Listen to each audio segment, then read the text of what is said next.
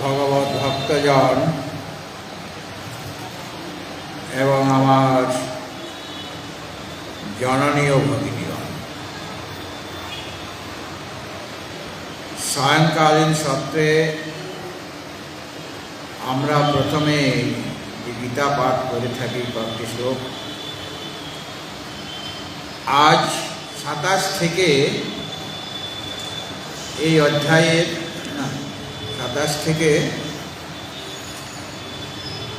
এই অধ্যায়ের সমাপ্তি অবধি করব। 27 নম্বর।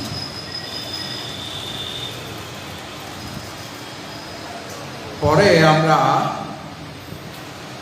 আজ তো রাখি পূর্ণিমা, সে বিষয়েও কিছু বলবো।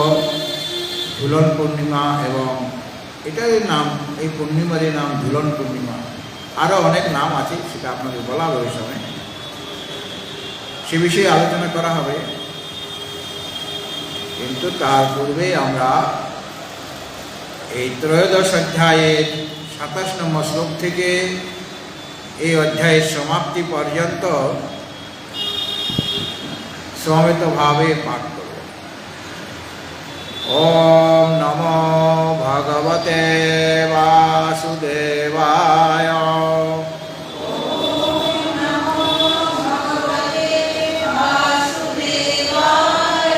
অথ শ্রীমদ্ ভগবদ্ গীতা প্রারভ্যতে।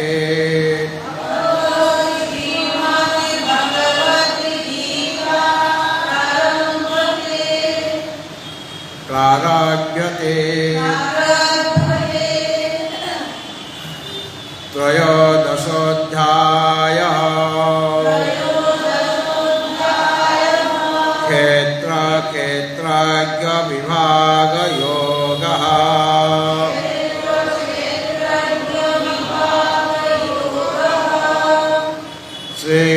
श्रीभगवानुवाच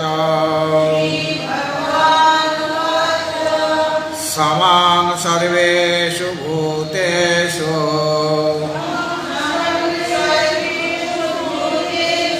तिष्ठन्तं परमेश्वरं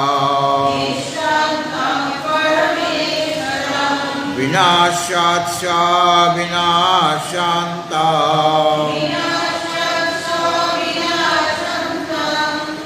य पश्यति स पश्यति समं पश्यामि सर्वत्र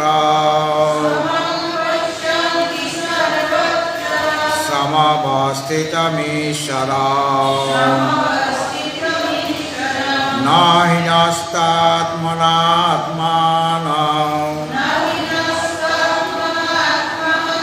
ततो याति परां गतिम्। प्रकृत्यैव च कर्माणि क्रियमाणानि सर्वशः य पश्यति तथात्मानम्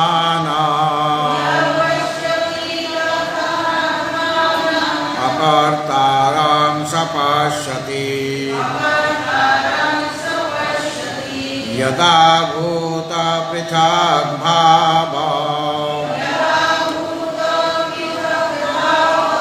एकत्वमनुपश्यति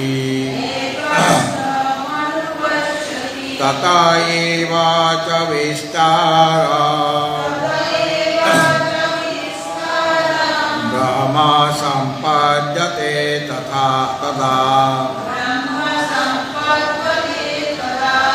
अनादित्वात् निर्गुणत्वात् परमात्मायमव्ययः शरीरस्थोऽपि कौन्तेय न करोति न लिप्यते यथा सर्वगतं सूक्ष्मम् आकाशं नोपलिप्यते सर्वत्रावस्थितो देहे तथात्मानोपलिप्यते यथा प्रकाशयत्येकः कृष्णं लोकमिमं रविः क्षेत्रं क्षेत्री तथा कृष्ण प्रकाशयति भारत क्षेत्र क्षेत्रज्ञयोरेव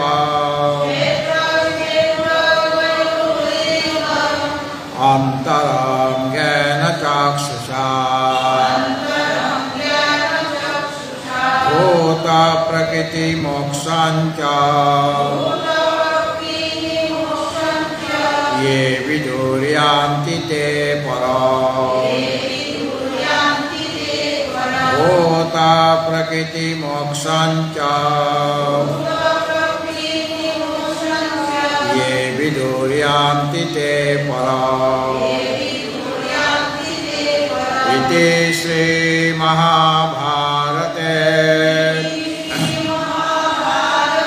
शतसहस्रां संहितायां वैयासिक्यां भीष्मपर्वणि श्रीमद्भगवद्गीतासु उपनिषत्सु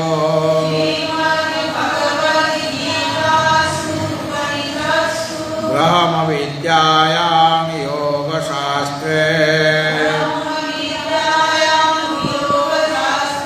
श्रीकृष्णार्जुनसंवादे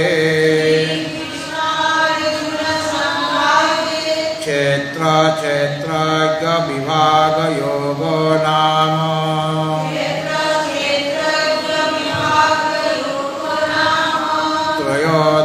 त्रयोदशोऽध्यायः।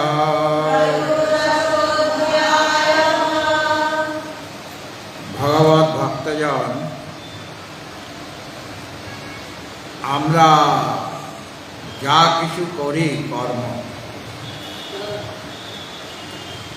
সেই কর্ম আসলে কে করে? আমি কি সেই কর্মের কর্তা,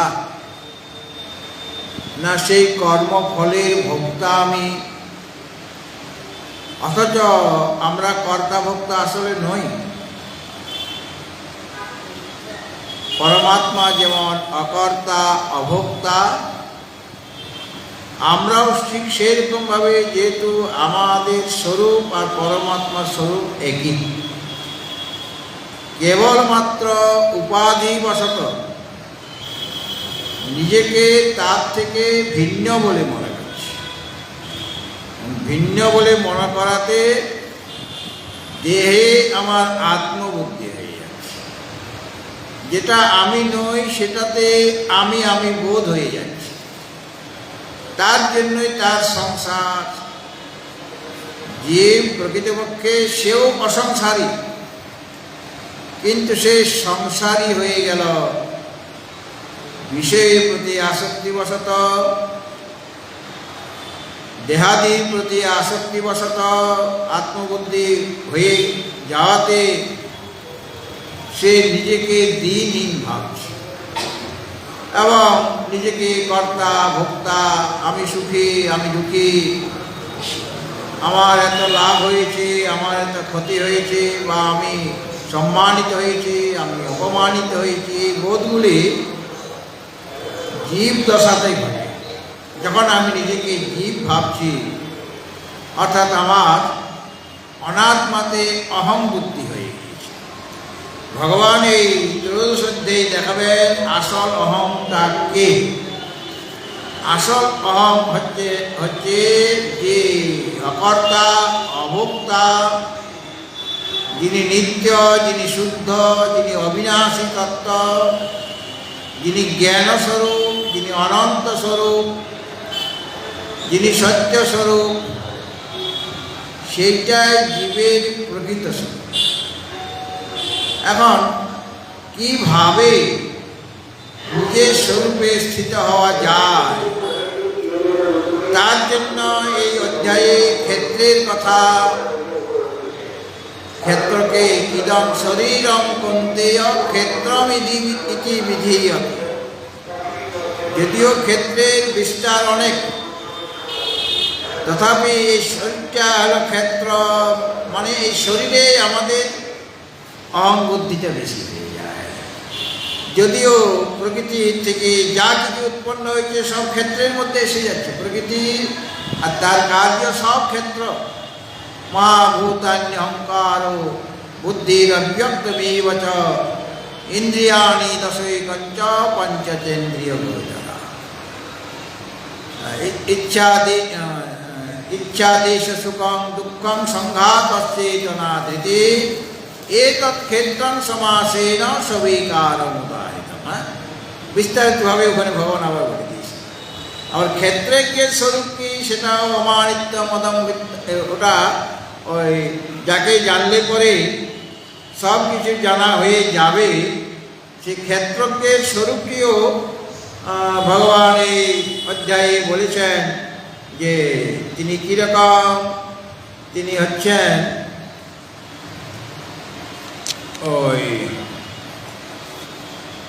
সর্বত পাণিপাদং তৎ সর্বতোক্ষি শিরোমুখম সর্বতা শ্রুতিমল লোকে সর্বমাবৃত্ত তিষ্ঠতি। এইভাবে ক্ষেত্রজ্ঞের যে প্রকৃত স্বরূপ সেটা আলোচনা করেছে। এবং এই স্বরূপটা কিভাবে জানা যায়, তার জন্য জ্ঞানীর সাধন 20টি বলেছেন। অমানিত্যম অদম্ভিত্যম অহিংসা ক্ষান্তি রাজবম ইত্যাদির 20টা সাধনের কথা বলা হয়েছে। এই সাধনকে অবলম্বন যখন এই শরীর জীব করবেন, দেহধারী যে জীব, সেই জীব যখন এই জ্ঞানের সাধন যে সাধন থাকলে আমি জ্ঞেয় যে পরমাত্মা তাকে অনুভব করতে পারব, তার উপায়গুলি ভগবান বলে দিয়েছেন। আর যেটা গতকাল আলোচনা হয়েছিল, জীব যখন নিজের স্বরূপে বুঝে যান যে সমস্ত বিনাশী পদার্থের মধ্যে একজন অবিনাশী তত্ত্ব রয়েছে, তাকে তুমি দর্শন করো। সর্বদা সর্বকালে এই বিনাশী পদার্থের মধ্যে একজন অবিকারী পদার্থ রয়েছেন, অনিত্যের মধ্যে একজন নিত্য বস্তু রয়েছেন, তাকে দর্শন করার চেষ্টা করে, প্রয়াস করে। কারণ তার জ্ঞানের সাধন হয়ে গিয়েছে, জ্ঞানের সাধন আছে তার, কাজে এখন তার পক্ষে সম্ভব। ভগবান যেভাবে যে স্বরূপটি বলছেন, জ্যোতিষাম অপি তজ্জ্যোতিষ তমসা পরমুচ্যতে ইত্যাদিভাবে বলেছেন, জ্ঞানম জ্ঞেয়ম জ্ঞানগম্যম হৃদি সর্বস্ব দৃষ্টিতম। তিনি সকলের হৃদয়ে অবস্থান করছেন, তাকে বাইরে কোথাও খুঁজতে হবে না।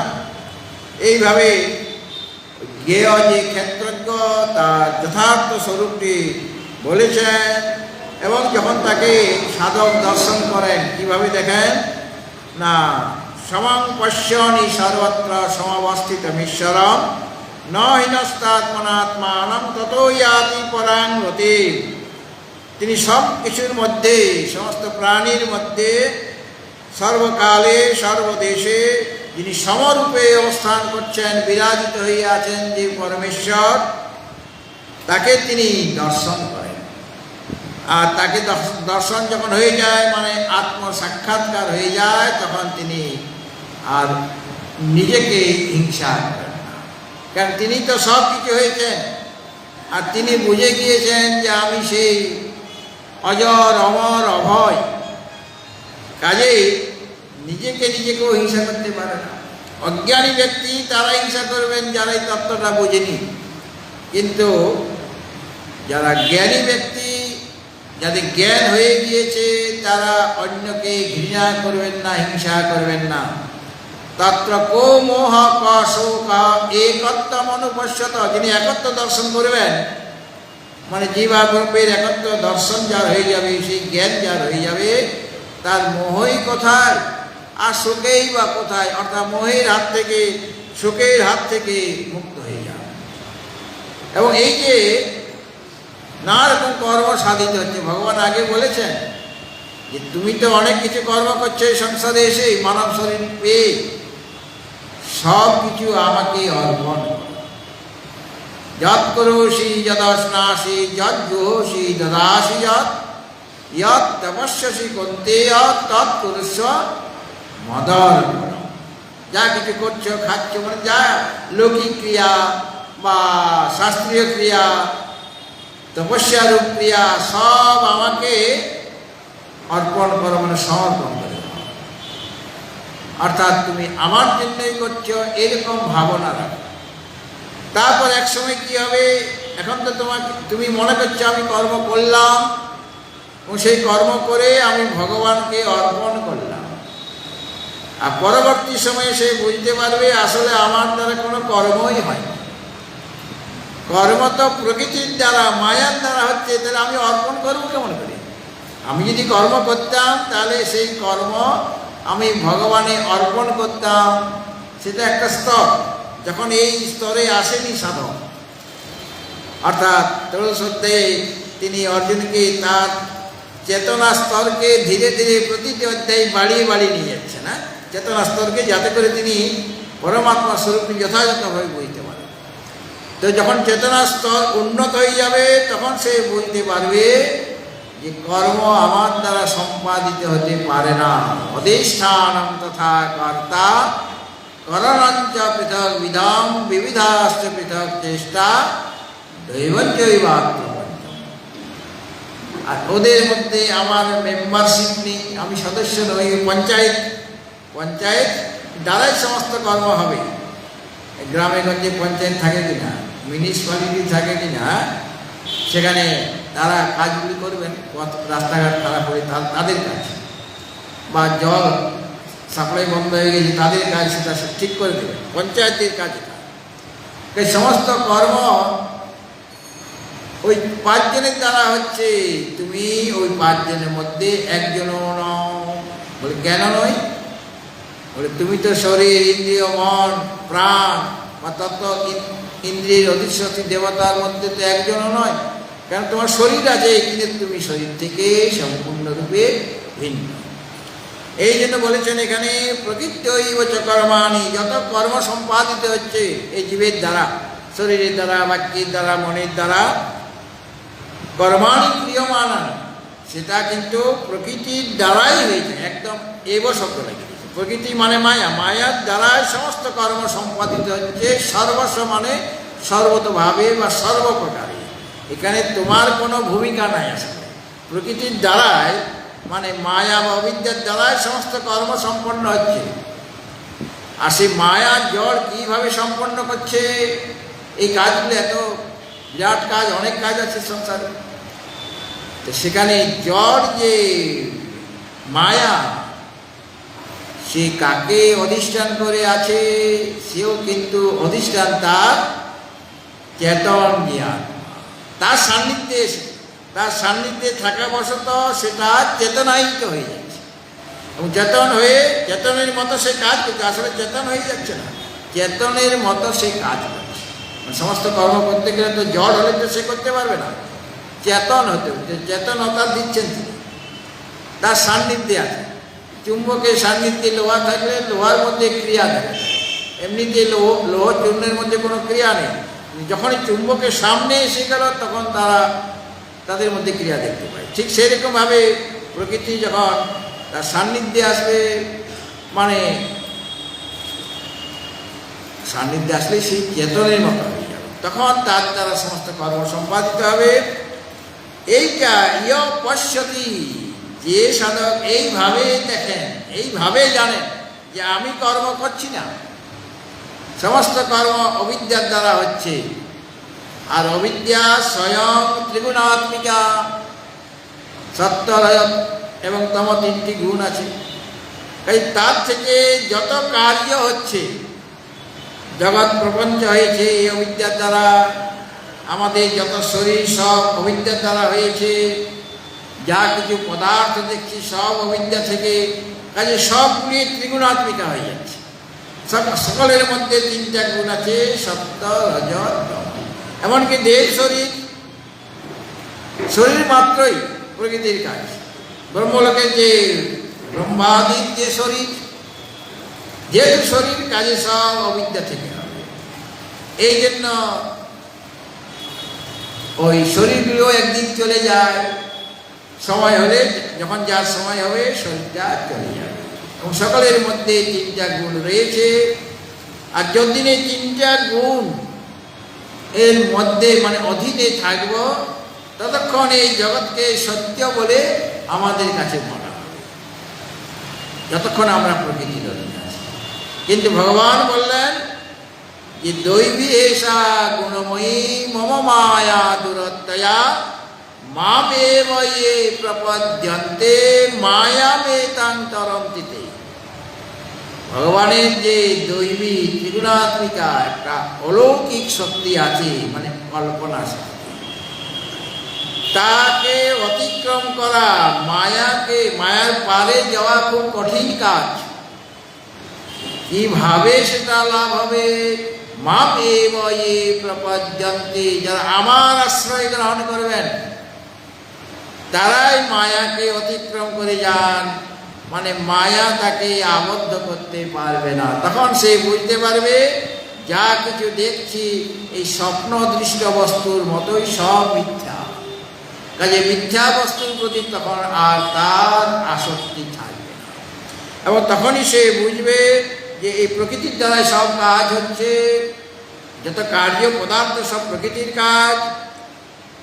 এইভাবে দর্শন করলে তথা আত্মানম, আত্মাকে কিভাবে দেখবেন? অকর্তারম, আত্মা হলো অকর্তা, তিনি অভোক্তা, নিজেকেও তখন তিনি অকর্তা অভোক্তা বলে বুঝতে পারবেন।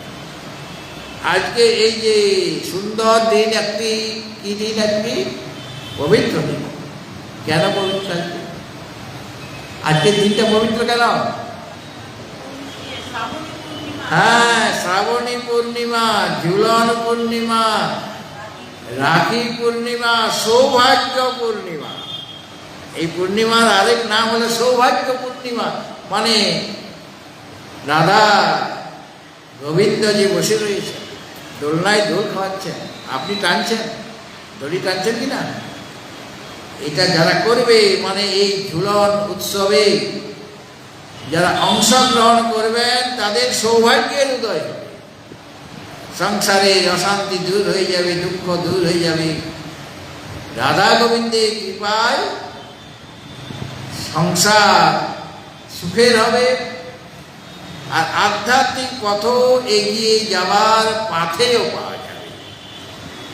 আসল সৌভাগ্য কোথায়?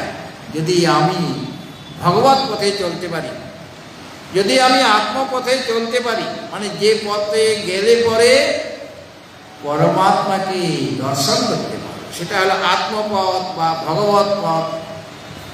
আরেকটা পথ হলো বিষয় পথ। সেই পথে গেলে বিষয় লাভ হবে, সংসার লাভ হবে, দুঃখ লাভ হবে, আর বারবার এই সংসারে জন্মগ্রহণ মৃত্যুগ্রহণ করতে হবে। সুতরাং এই যে রাধা কৃষ্ণকে আমরা দোলনাতে বা হিন্দোলে বসিয়েছি, দোলন, এখানে একজন ভগবান শ্রীকৃষ্ণ আছেন, আর কে আছেন? রাধারানী আছেন। রাধারানী আসলে কে আর কৃষ্ণ আসলে কে সেটা আমাদের জানি। কাকে আমরা বসিয়েছি দোলনের মধ্যে, কাকে আমরা দড়ি দিয়ে ঢোলা খাওয়াচ্ছি, মানে দোলাচ্ছি? একজন রাধা, একজন কৃষ্ণ। কৃষ্ণকে কৃষির ভূবাচক শব্দ নশ্য নিবৃত্তিবাচক তয়োরত্যং পরম ব্রহ্ম কৃষ্ণ ইত্যভিধীয়তে, ওটা তার পারমার্থিক শব্দ। এই কৃষ্ণের যে কৃষ শব্দ আছে তার অর্থ হল সৎ। সৎ মানে চিরকাল থাকা, মানে তিন কালে থাকা। আর ন মানে আনন্দ, মিলিয়ে দিলে কি হবে? সৎ আনন্দ, মানে সদা আনন্দ। তিনি সৎস্বরূপ, তিনি চিৎ স্বরূপ মানে জ্ঞান স্বরূপ, তিনি আনন্দ স্বরূপ। এইটা ভগবানের পারমার্থিক স্বরূপ। এবং মা অন্নপূর্ণা তারও এই স্বরূপ, ভগবান দেবাদিদেব মহাদেব তারও একই স্বরূপ। সুতরাং ভগবান শ্রীকৃষ্ণ হলেন জ্ঞান স্বরূপ, চিৎ স্বরূপ, তিনি আনন্দ স্বরূপ, তিনি সৎ স্বরূপ। তারই সত্তাতে আমরা সত্তাবান। এখন একজন হলেন জ্ঞানস্বরূপ, বসে আছেন দোলনায়। আরেকজন রাধা রানী, রাধাকে রাধয়তি আরাধয়তি ইতি রাধা, তিনি এই জ্ঞানস্বরূপ সদানন্দ স্বরূপ শ্রীকৃষ্ণের আরাধনা করছেন, তাকে পাবে বলে সাধক সাধিকা মাত্রই রাধা। সকলে যারা আরাধনা করছেন ভগবানকে, সচ্চিদানন্দকে লাভ করার জন্য যারা সাধন জগতে প্রবেশ করেছেন, তারাই হলেন রাধা। আর রাধা কি না, এই সাধন জগতে প্রবেশ করতে গেলে হৃদয়ে ভক্তি দরকার। হৃদয়ে ভক্তি না থাকলে সাধন জগতে প্রবেশ করা যায় না। ভক্তি না হলে জ্ঞান লাভ করা যাবে না। এই রাধা রানী হলেন ভক্তি স্বরূপিণী। একজন ভক্তি স্বরূপিণী, আরেকজন জ্ঞান স্বরূপ।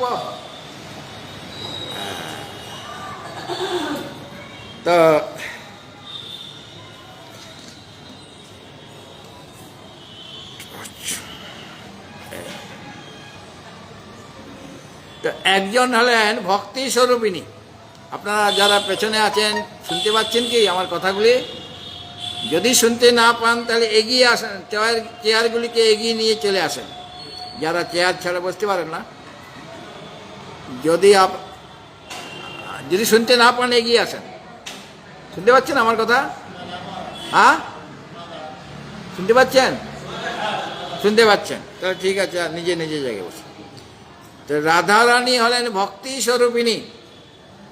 বৈষ্ণবগণ বলে থাকেন যে রাধা রানীর কৃপা না হলে ভগবান শ্রীকৃষ্ণের দর্শন হয় না। বৈষ্ণবগণ বলেন কি না, রাধা রানীর কৃপা চাই। আমি একটা আশ্রমে যাই, সেখানে রাধা গোবিন্দের মানে বিগ্রহ রয়েছে সে মন্দিরের মধ্যে। সেখানে একজন মা রয়েছেন, আর স্বামীজিরাও থাকেন। আমি মাঝে মাঝে যাই। তা সেখানে গিয়ে যদি কোনো অসুবিধা হয়, আমার মানে জিনিসপত্র ঠিকমতো পাচ্ছি না বা ঠিকমতো খাওয়া দাওয়া হচ্ছে না, মাকে আমি বলি যে মা এরকম অবস্থা হয়েছে, ভালো খাওয়া হচ্ছে না, আমার থাকার জায়গাটা পরিষ্কার পরিচ্ছন্ন নাই, ইত্যাদি ইত্যাদি। বলে আমি কিছু জানি না। বলে কে জানে? বলে ওখানে যাও মন্দিরে, ওখানে গিয়ে রাধারানীকে বলো। আমাকে বললে কোনো কাজ হবে না, রাধা রানী সব ব্যবস্থা করে, আমি কিছু ব্যবস্থা করি না। সমস্ত ব্যবস্থাপিকা তিনি।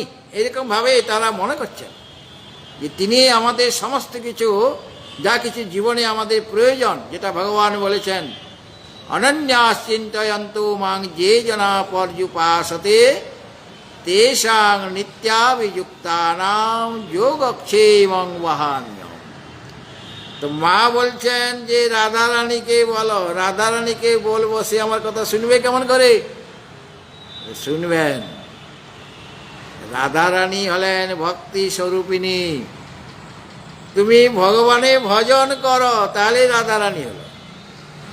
রাধা রানীর কাছে বলা মানে তুমি ভগবানের আশ্রয় নাও, ভগবানের ভজন করো, ভক্তি করো, তাহলে তোমার যে অসুবিধাগুলি আছেন সব দূর হয়ে যাবে। আমাকে বলার দরকার নেই, কারণ তিনি বলেছেন অনন্যাস চিন্তয়ন্তু মাং যে জনা পর্যুপাসতে তেষাং নিত্যাভিযুক্তানাং যোগক্ষেমং বহাম্যহম।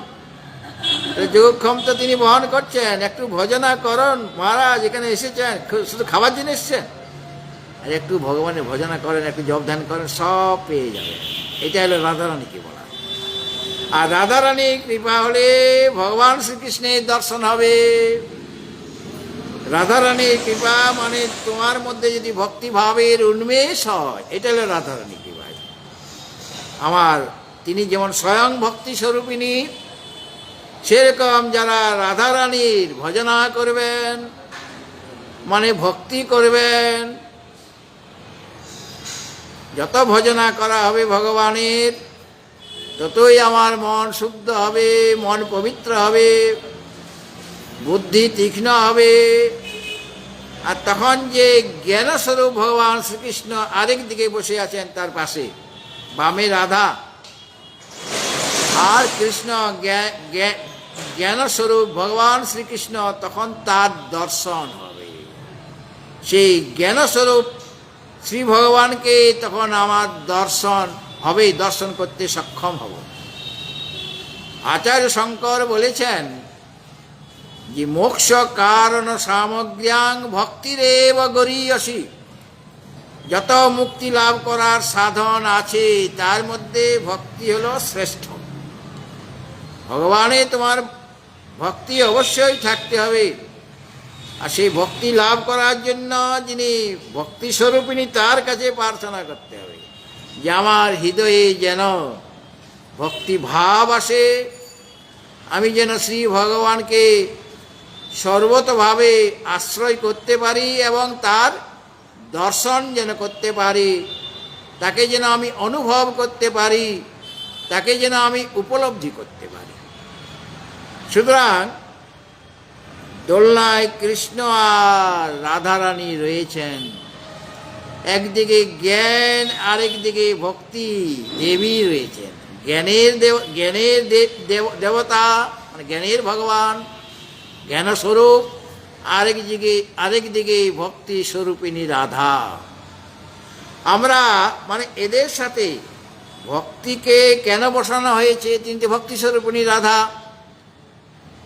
কেননা জ্ঞানস্বরূপ ভগবান তিনি চাইছেন ভক্তি, ভক্তি না হলে তাকে লাভ করা যাবে না। এর জন্য তাকে বামে বসিয়েছেন রাধা রানীকে, অন্য কাউকে বসানো হয়নি। একবার দেবর্ষী নারদ এই দোলনের সময়ে বর্ষনা থেকে রাধার আসতে দেরি হচ্ছে বলে ললিতাকে বসিয়ে দিয়েছিলেন, ললিতা দেবীকে কৃষ্ণের বামে।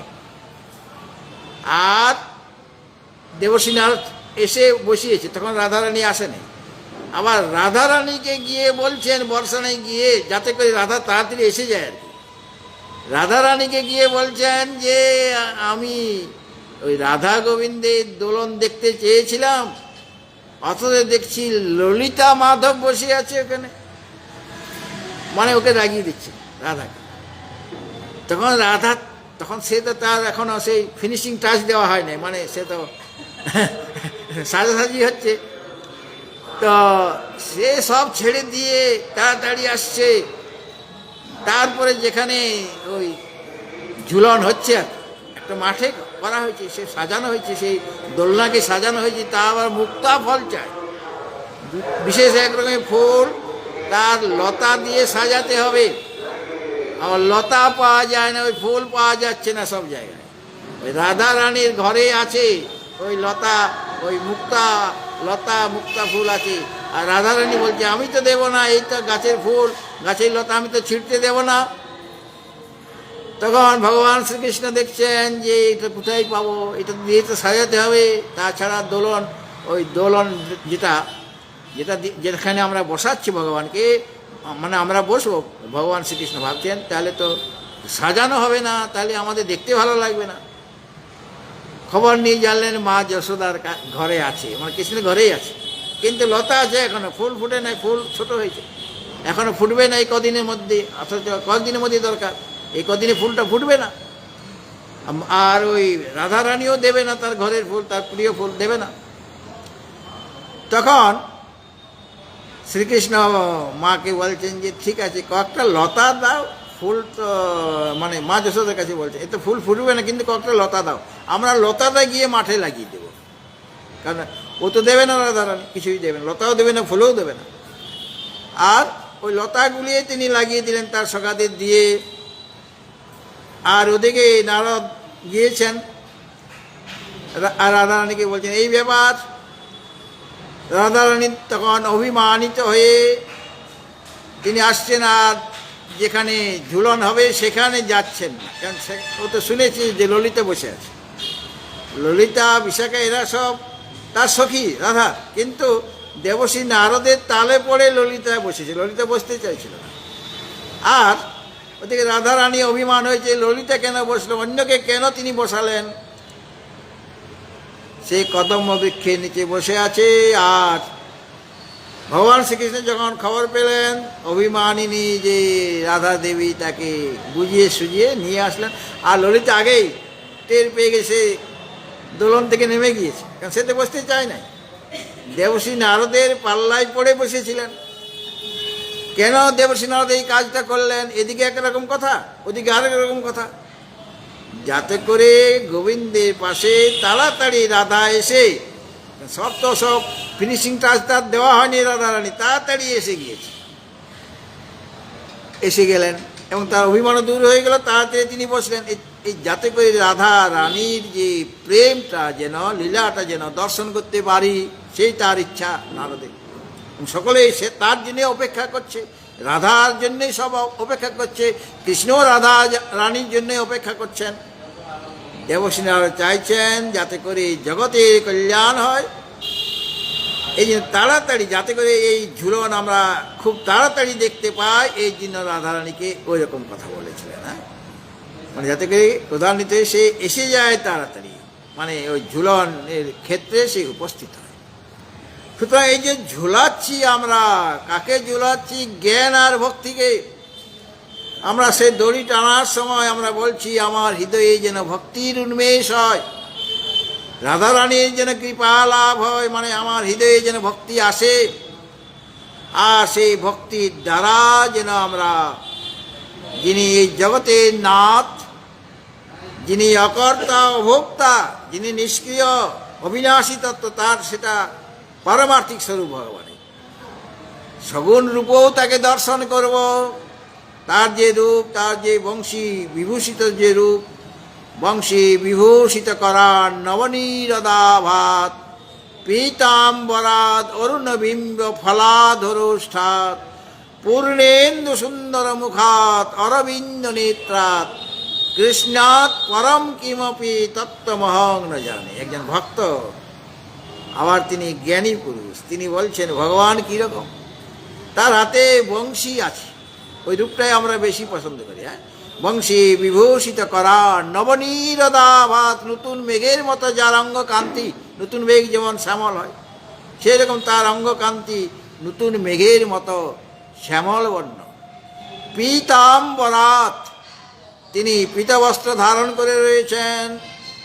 অরুণবিম্ব ফলাধরোষ্ঠাৎ, আর তার অধর আর ওষ্ঠ, ওখানে বলা হয়েছিল বংশী বিভূষিত করান নবনীরদাভাত আর পীতাম্বরাত, আর অরুণবিম্ব ফলাধরোষ্ঠাৎ, তার অধর আর ওষ্ঠ একদম ওই তেলেকুচা পাতা দেখেছো তোমরা, বড়া করেছো বা শুক্তোতে রান্না করেছো কোনোদিন, তার একটা ফল হয়, সেই ফলটা এমনি সবুজ থাকে, কিন্তু পেকে গেলে ওটা খুব লাল হয়, যেটা কুঁদরি থেকে আলাদা। কিন্তু ওটা কুঁদরি ওটা নয়, ওটা হলো তেলেকুচা পাতা, আর ফলটা হলো তেলেকুচা ফল।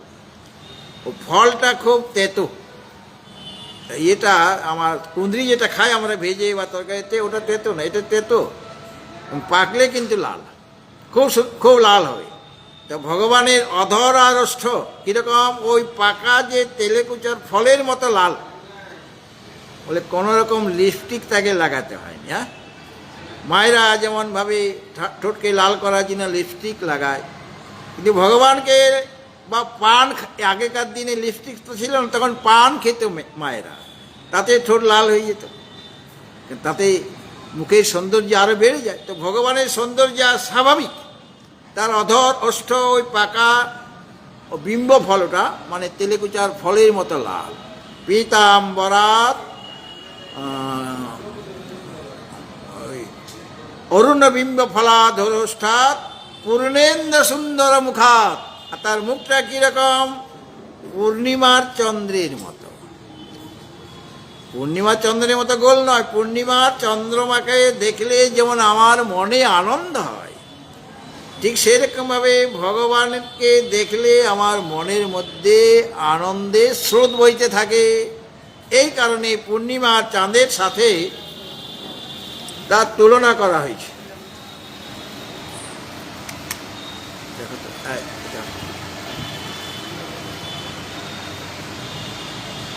এটা হচ্ছে না কেন দেখা একটু। আরে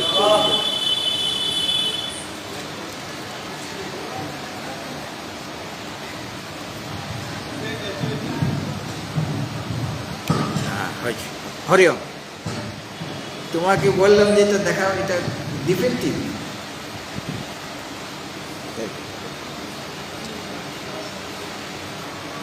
কাগজটা দেখো উড়ে গেল।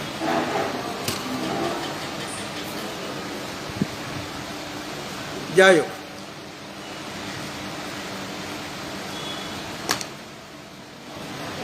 এমন যে ভগবান শ্রীকৃষ্ণ এইটা যে মানে ঠিক না করালে হবে না, কট্টগোল আছে।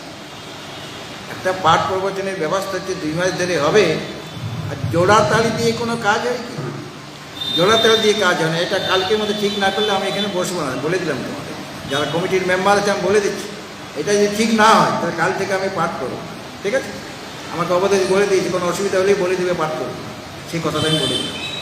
তো এটা ডিফেক্ট, এটা প্রথম থেকে এরকম অবস্থা করছে। এখানে দেখাতে একটা কাগজ পড়ে আছে, দেখাতে। আরে কথাও শুনতে পারে না, একটা কাগজ পড়ে গেছে, দেখো কথাও বলতে পারে না কাগজ। এখানে দেখো একটা কাগজ উড়ে গেল। হ্যাঁ,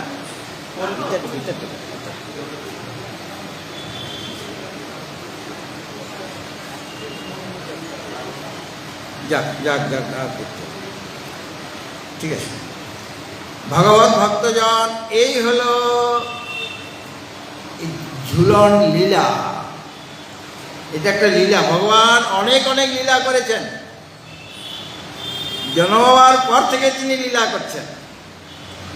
কংসের কারাগার থেকে বেরিয়ে আসা, এটা একটা লীলা না? সেই ঝড় বৃষ্টির মধ্যে বেরিয়ে যাচ্ছেন তিনি, আর তার পিতা বসুদেব তাকে কোলে নিয়ে যাচ্ছেন, যমুনা পার হচ্ছেন, আর অনন্ত নাগ এসে গেল তার, যাতে তার শরীরে জল না লাগে, ছাতার মতো কাজ করছে। আর মা যশোদার ঘরে তাকে রাখতে বলা হয়েছে, তিনি তার পিতাকে ডিরেকশন দিচ্ছেন। আর মা যশোদার সেই দিনে ওই একটি কন্যা সন্তান, সেটা যোগমায়া, তাকে বলছে সরিয়ে নাও, আর ওকে ওখানে শুয়ে দিতে হবে, আর ওই কন্যাকে নিয়ে ফিরে যেতে হবে কারাগারে। এটা একটা বিরাট লীলা কিনা? ভগবানের লীলা। তাও সেই যোগমায়াকে মারতে এলেন কংস, পাথরের মধ্যে ছুঁড়ে মারবেন নিক্ষেপ করে, মারতে কি পারলেন? তিনি তার হাত থেকে ফসকে চলে গেলেন। তারপরে ওই পুতনাবধ, এটা একটা লীলা, পুতনা লীলা। তিনি মাতৃগতি লাভ করেছিলেন। এইভাবে কত লীলা তিনি এই ব্রজধামে করে গিয়েছেন। আর এই বৃন্দাবনে ব্রজধামে এটা সবচেয়ে শ্রেষ্ঠ লীলা, ঝুলন লীলা, হিন্দোল লীলা। অর্থাৎ ভক্তদের তিনি বলতে চাইছেন, তার যারা ভক্ত, তার যারা আশ্রয় গ্রহণ করেন ভগবানের, তাদের সকলকেই বলতে চাইছেন, কেবল ভক্তি বা কেবল ভক্তির দ্বারা হবে না, আমাকেও চাই, জ্ঞানও চাই। কেবল সংসারে আবদ্ধ হয়ে থাকলে চলবে না, সংসারে কাজকর্ম তো চিরকাল থাকবে। এর ফাঁকেই ভক্তি লাভ করার জন্য তুমি সচেষ্ট হও, তবে গিয়ে আমাকে। রাধা না হলে ললিতাকে তো নামিয়ে দেওয়া হয়, তিনি নিজে নেমে গেলেন। সে বসতে চায়নি, সে তো তার অনুচরী। তো ওই ভক্তি না হলে জ্ঞানস্বরূপ আমাকে লাভ করা যাবে না, এটা মনে করিয়ে দেবার জন্যই তিনি এই সমস্ত লীলাটা করছেন। আর ওই যে মায়ের কাছ থেকে লতা নিয়ে মাঠে লাগিয়েছিলেন, সে তো জানে এই কদিন সময়টা নেই, আর 4-5 দিন আছে, তার আগের থেকে তো সব তৈরি হচ্ছে। লতা কখন বড় হবে, তারপরে ফুল ফুটবে, ততদিন উৎসব শেষ। ভগবান তিনি প্রকৃতি দেবীর কাছে প্রার্থনা করছেন, আমাদের উৎসবের সময় হয়ে যাচ্ছে, ঝুলন উৎসব, সাজানো গোছানো কি করে হবে? ওই লতাই তো নেই, ওই লতা ছাড়া সাজানো যাবে না, ওই ফুল ছাড়া সাজানো যাবে না। তাকে প্রার্থনা করলেন যে ওই লতা তাড়াতাড়ি যেন বড় হয়ে যায়, যেন ফুল ফুটে যায়, আগের দিনেই সেই ফুল দিয়ে আমরা সাজাবো, আমার সকালও সাজাবে। এবং অন্যান্য অনেক লতা পাতার গাছ লাগানো হয়েছিল সেই মাঠের মধ্যে। মাঠে দেখা গেল যে লতা পাতা গাছ পালাতে ভর্তি হয়ে গেছে, ফুলও ধরেছে। সেই ফুল দিয়ে সেই লতা দিয়ে সাজানো হলো, সাজাবার লোক আছে সব। এবং সমস্ত দেবতাগণ আসছেন সেখানে সেই লীলা দেখার জন্য।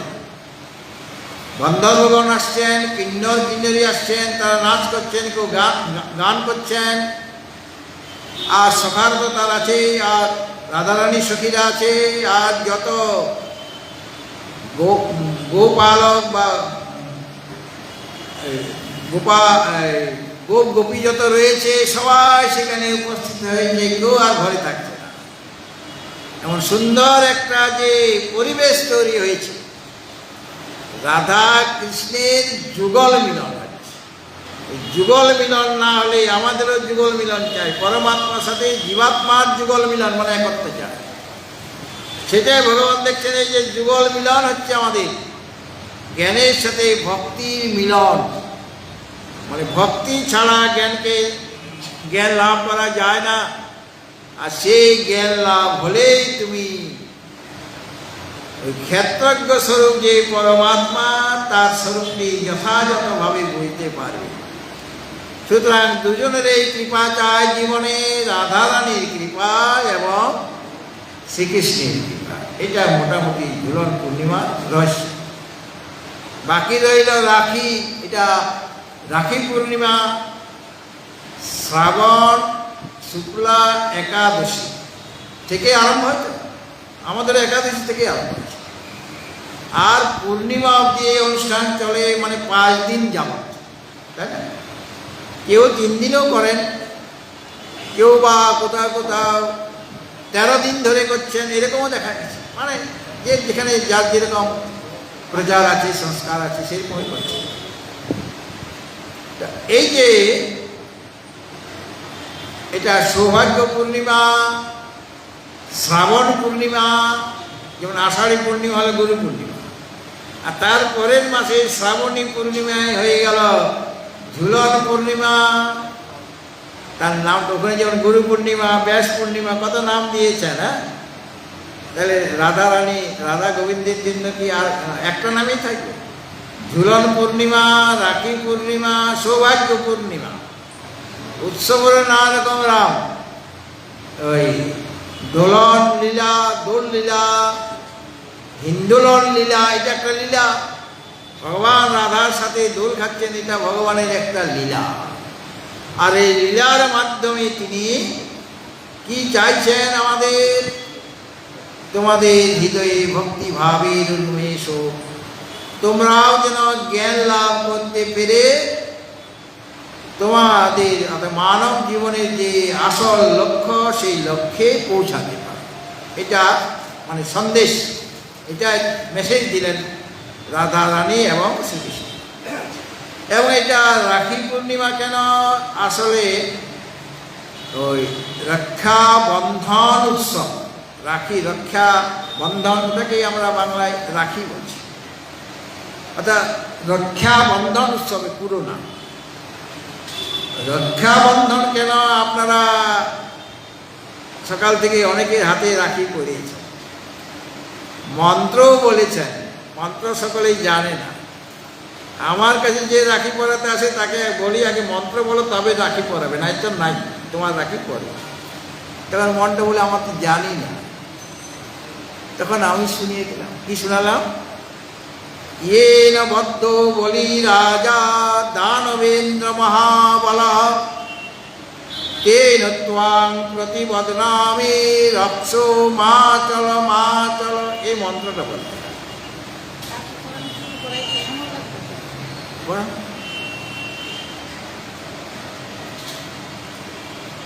এটার মন্ত্র। মন্ত্রটার মানে হলো, বলে দিচ্ছি, যে ছোট্ট একটা লাল মাঝখানে গল্প, ছোট্ট একটা লাল ধাগা দিয়ে লক্ষ্মী দেবী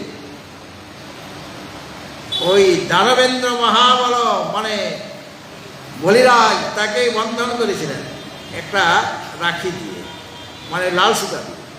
তখন তো এত ভ্যারাইটি ছিল না, তখনকার দিনে যা ছিল, এখন কত রকমের এইটা রক্ষা, যে এটা রাখিটা কত রকমের দেখা যাচ্ছে, তখন একটা সাধারণ ছিল। তো লক্ষ্মী দেবী সেটা পরিয়ে দিয়েছে আর তাকে ভাই বলে দিয়েছে। তো এটা যে পরিয়ে দিলে তখন ও জিজ্ঞাসা করবে বলিরাজ যে আমার বোন ছিল না, একটা বোন পেলাম, তো বোন তোমার কি ইচ্ছা বলো, তোমার কি দেবো? একটা উপহার দিতে হয়। রাখি পরালে আপনি যেমন অনেক সময় মিষ্টি মিষ্টি নিয়ে আসেন ভাইকে খাওয়াবার জন্য, ভাই একটা উপহার দেয়, একটা গিফট দেয়, তার নিয়ম আছে। ভাইয়ের গিফট দেওয়ার নিয়ম আছে, কেবল ভাই নেবে তা না, বোনের কাছে ভাই গিফটেও দেবে।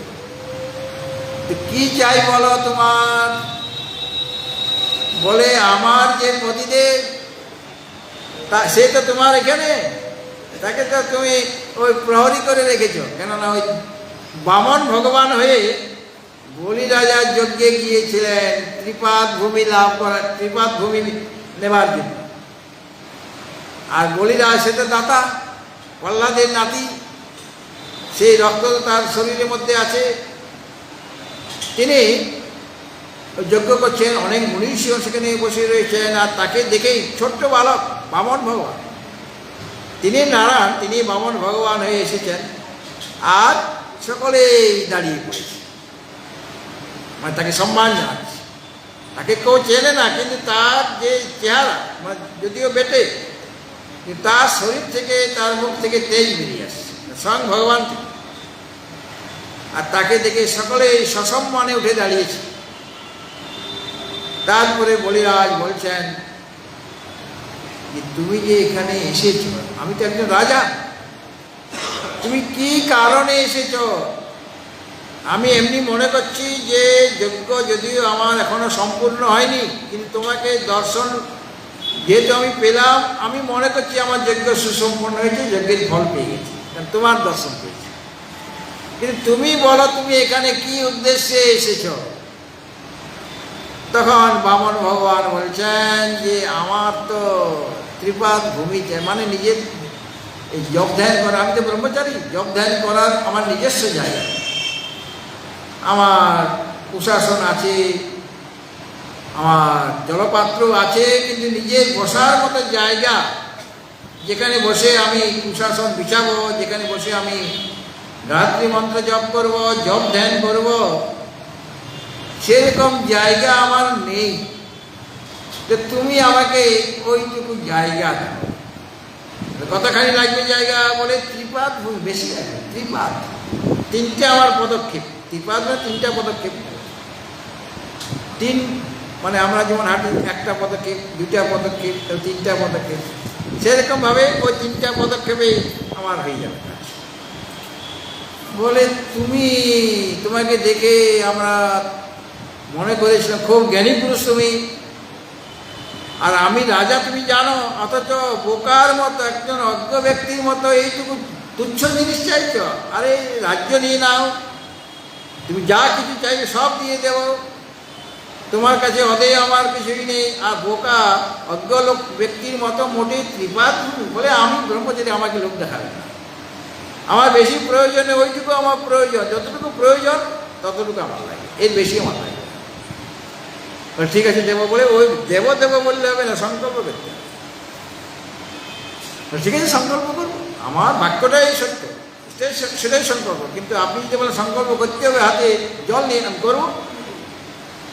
তার গুরুদেব বলিরাজের গুরুদেব যে শুক্রাচার্য বলছেন যে সাবধান, সংকল্প করবে না। মুখে বলেছে ঠিক আছে, মুখে বললে যে দিতে হবে এমন কোনো মানে নেই, মুখে বলেছে, কিন্তু সংকল্প করে তুমি বাধা পড়ে যাবে, তোমার সব শেষ হয়ে যাবে। উনি এইভাবে এসেছেন সব শেষ করার জন্য এসেছেন, তোমার কিছুই থাকবে না। বলে কিছু থাক বা না থাক, গুরুদেব আমাকে মানা করবেন না, বাধা দেবেন না। আমি যেহেতু মুখে বলে ফেলেছি যে ত্রিপাদ ভূমিটাকে দেব, তা দেবই, সংকল্প করেই বা না। ভগবান বলছে না, সংকল্প। তো সংকল্প করতে গেলে সেই কমণ্ডল থেকে জল নিতে হবে। কিন্তু শুক্রাচার্য তার গুরুদেব শিষ্যের কল্যাণের জন্য সেখানে বসে রইলেন আটকে, সূক্ষ্ম রূপ ধরে। জল আর পড়ে না, তা সংকল্প হবে কেমন করে? তখন বামন বলছেন, সে তো বুঝে গেছে গুরুদেব বাধা দিচ্ছে, সেখানে বসে দেখে, সেটা বামন ভগবান জানে। বলে কিছু বোধের নোংরা আটকে গেছে, আরে একটু খোঁচা দাও না কুশ দিয়ে, সব নোংরা পরিষ্কার হয়ে যাবে। তিনি খোঁচা দিলেন, আর একটা চোখ তার নষ্ট হয়েছে।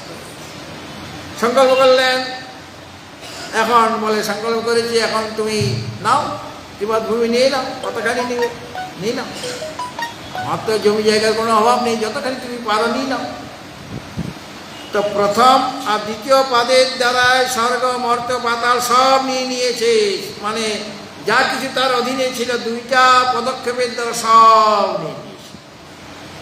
বলে আরেকটা পদক্ষেপ বাকি আছে, দুই পদক্ষেপে সব নিয়ে নিয়েছে, তোমার বলতে আর কিছু নেই।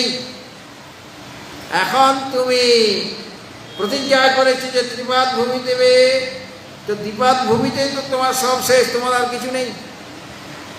তাহলে তুমি তো মিথ্যাবাদী হয়ে যাবে, তুমি সংকল্প করেছো অথচ মিথ্যা সংকল্প হয়ে যাবে, তোমাকে ঘোর নরকে বাস করতে হবে, কারণ তোমার সংকল্প পূর্ণ তুমি করলে না। ভগবান, আমি একটা জিনিস লুকিয়ে রেখেছি, যেটা আপনি দেখতে পাননি, দেখতে পেলে নিয়ে নিতেন হয়তো, ওইটা তৃতীয় পদক্ষেপে ওটা আপনাকে দেব। ভগবান ভাবছি আর কোথায়, সব তো আমি নিয়ে নিয়েছি। তখন তিনি তার মাথাটা পেতে দিলেন, আর ভগবান তার মাথাতে পা রাখলেন। ওটা কি না অভিমান, অভিমানটা এখনো দিইনি যে আমি একজন রাজা, বা এই যে জীব সত্তা, সেটা এখনো ঈশ্বর সত্তাতে নিবেদন করা হয়নি, অর্থাৎ আত্মনিবেদন করা হয়নি। আত্মনিবেদন মাথা পেতে, তো ত্রিপাদ ভূমি দেওয়া হয়ে গেছে। এখন এই বামন ভগবান তো গ্রহীতা, আর বলিরাজ হচ্ছেন দাতা। দাতা শ্রেষ্ঠ হয়, বলিরাজ দাতা, তিনি ত্রিপাদ ভূমি দিয়েছেন সংকল্প মতো, আর বামন ভগবান হলেন গ্রহীতা, গ্রহীতা নিকৃষ্ট। এখন ওই বলিরাজ তাকে মানে ত্রিপাদ মাথায় যখন ইয়ে দিয়েছে, পাতালে প্রবেশ করেছে সেই বলিরাজ, আর বলিরাজের সে অনুগত হয়ে গেল, কারণ তার তো সে তো তার অধীনে হয়ে গেছে কিনা, সে তো গ্রহীতা। দাতার কথা গ্রহীতাকে শুনতে হয়, সে তো তাকে তো অনেক কিছু দিয়েছে, আমি সব দিয়ে দিয়েছি। কাজে সেখানে সে প্রহরী রূপে রয়েছে ওই পাতালে, বলিরাজ আর বামন ভগবান মানে স্বয়ং নারায়ণ। আর লক্ষ্মী দেবী দেখে, নারায়ণ তো আমার প্রতিদেব অনেক দিন গেল, আর তো ফেরার নাম নেই, এরকম তো হয় না। অনেক সন্ধান করছেন, কোথাও সন্ধান পায় না, কোথাও খোঁজ খবর নেই, কেউ বলতে পারে না কোথায়, কেন পাতালে বসে। একদিন ঘুরতে ঘুরতে দেবর্ষী নারদ আসলেন। নারদকে দেখে লক্ষ্মী দেবী উতলায় জিজ্ঞেস করছেন, হে দেবর্ষী, বলে বলুন। বলে আমি তো বিপদে পড়েছি। বলে কি বিপদ? বলে আমার তো প্রতিদেব নিখোঁজ, অনেক পেপারে দিয়েছি, অনেক কিছু মেসেজ করেছি, কিন্তু কোনো খোঁজ পাচ্ছি না। বলে আপনি কি দেখেছেন কোথাও? লক্ষ্মীদেবী বলছেন, আপনি তো সবসময় ভ্রমণ করেন, ত্রিভুবন ভ্রমণ করেন, আপনি কোথাও তাকে দেখেছেন? বলে হ্যাঁ দেখেছি। বলে কোথায়? বলে ওই পাতালে। পাতালে কি করছে? বলে মানে সিকিউরিটি গার্ড কাজ পেয়েছে, একটা প্রহরীর কাজ করছে, মানে বলিরাজার অধীনে রয়েছে। তখন লক্ষ্মী দেবী ছুটলেন পাতালে, তাকে ফিরিয়ে আনতে হবে। হাতে একটা লাল সুতা নিয়ে গেছে, মানে রাখি নিয়ে গেছে। সেই রাখিটা তিনি পরিয়ে দিলেন বলিরাজার হাতে। আর ভাই যে বলিরাজ, তাকে যখন জিজ্ঞেস করলো যে তোমার কি লাগবে, কি দেব তোমাকে গিফট রূপে, বলে আমার স্বামীকে ছেড়ে দাও, নারায়ণকে ছেড়ে দাও। বলে ঠিক আছে ঠিক আছে, আমি তো জানতাম না যে তোমার প্রতিদেব। নিজে নিজে আজকে নিজে এখনই নিজে। এইভাবে যেমনভাবে লক্ষ্মী দেবী বলিরাজের হাতে রাখি বন্ধন করে তার পতিদেবকে বন্ধন থেকে মুক্ত করেছিলেন, ঠিক সেরকমভাবে আমরাও একজন আরেকজনের হাতে রাখি পরি। পুরোহিত তারা তার যজমানদের হাতে রাখি পরিয়ে দেন, বোনেরা ভাইদের হাতে রাখি পরিয়ে দেন, বন্ধু বন্ধুর হাতে রাখি পরিয়ে দেন, প্রজাগণ রাজাকেও রাখি পরান। বিশেষ বিশেষ প্রজাগণ সকলেই তো প্রজার কাছে যেতে পারেন না। এইভাবে এটা হলো একটা প্রেমের উৎসব, অর্থাৎ সুসম্পর্ক যেন আমাদের পরস্পরের মধ্যে স্থাপিত হয়। এই রক্ষাবন্ধন উৎসব হলো পরস্পরের মধ্যে একটা ভাব বিনিময়। আমি বিপদে পড়লে তুমি রক্ষা করবে, আর তুমি বিপদে পড়লে আমি তোমাকে রক্ষা করব। অর্থাৎ একটা ভালোবাসার সুসম্বন্ধ গড়ে ওঠে। এবং শত্রুর হাতেও রক্ষাবন্ধন করতে হয়। শত্রুরা শত্রু থাকবে না, সেও তখন তোমার হাতে রাখি পরিয়ে দেবে। হ্যাঁ, এখানে শত্রু মিত্র কেউ নেই। শত্রুর হাতেও তুমি রাখি পরিয়ে দাও, সেই শত্রু আর শত্রু থাকবে না, সেও মিত্র হয়ে যাবে। এটা হলো প্রেমের বন্ধন, ভালোবাসার বন্ধন। তেন ত্বাং প্রতি বদনামি রক্ষো। রক্ষো মানে রক্ষাকারী। তুমি, তোমার হাতে আমি রাখি পরিয়েছি, তখন এখন তুমি আমার রক্ষাকর্তা। এই রক্ষাকর্তা যে দায়িত্ব, সেখান থেকে মা চলো বিচলিত হবে না, মানে বিচ্যুত হয়ে যাবে না। সর্বদাই তুমি আমার হাতে রাখি পরাবে এবং আমাকে রক্ষা করবে। তুমি রক্ষাকর্তার দায়িত্ব পালন তুমি করেছ, এই জন্য তুমি আমাকে রক্ষা করবে বিপদে আপদে। এই যে পরস্পরের বদ্ধ বলি রাজা দানবেন্দ্র মহাবল তেন ত্বাং প্রতি বদনামি রক্ষো মা চল।